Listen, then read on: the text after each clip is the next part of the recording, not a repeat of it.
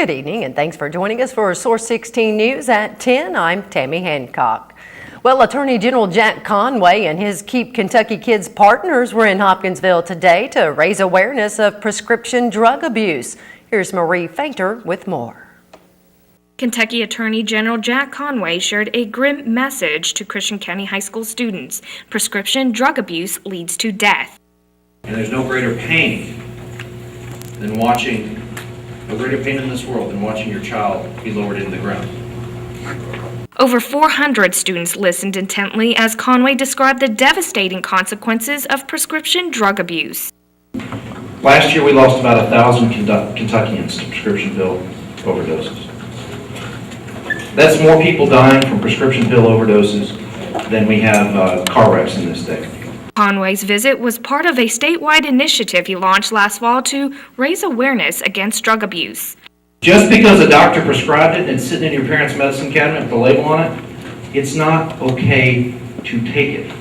Conway was also joined by Mike Donta, who lost his son last year to prescription drug abuse. So family and friends began leaving the cemetery. I couldn't go with them. I had to stay.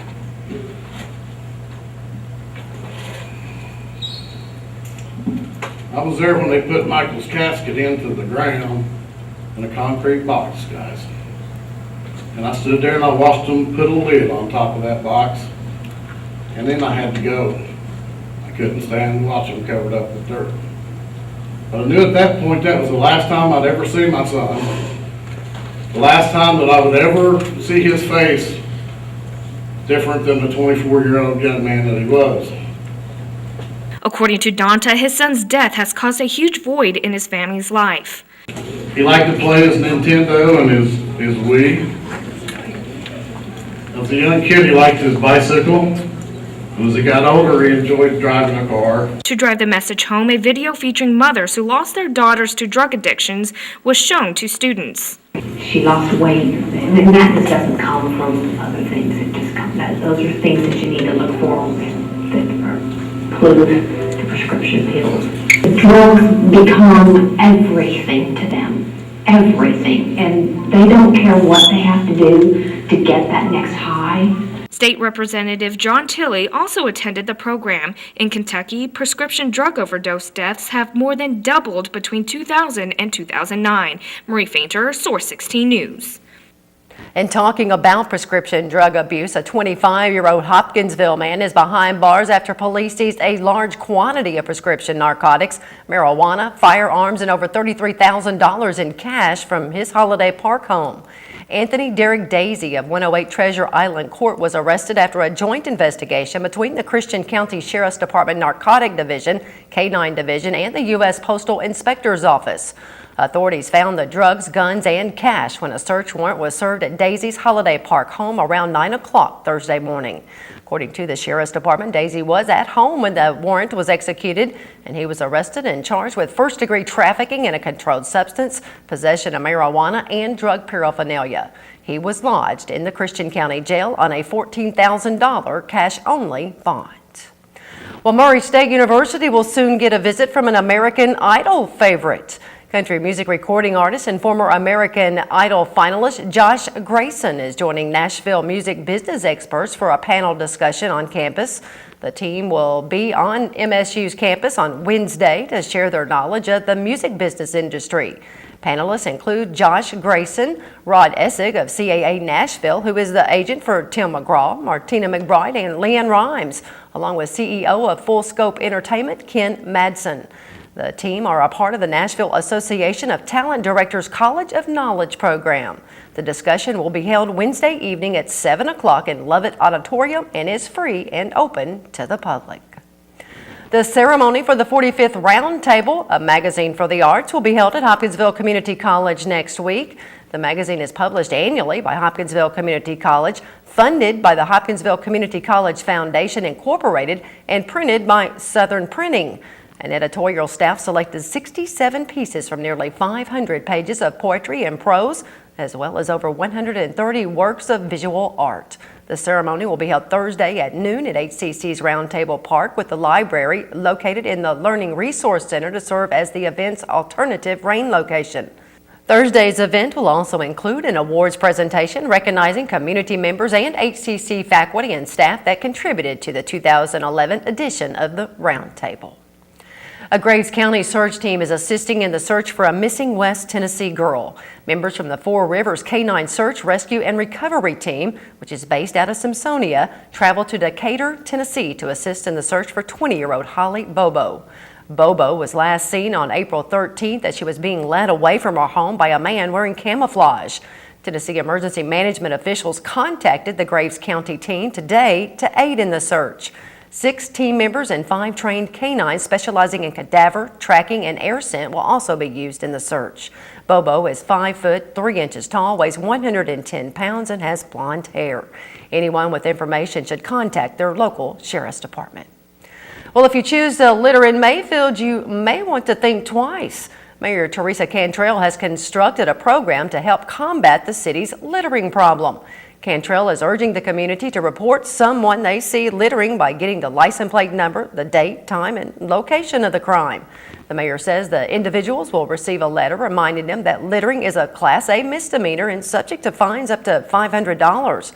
They will also receive a trash bag to use in their car. If you witness someone littering, you can report it by calling 270-251-6250.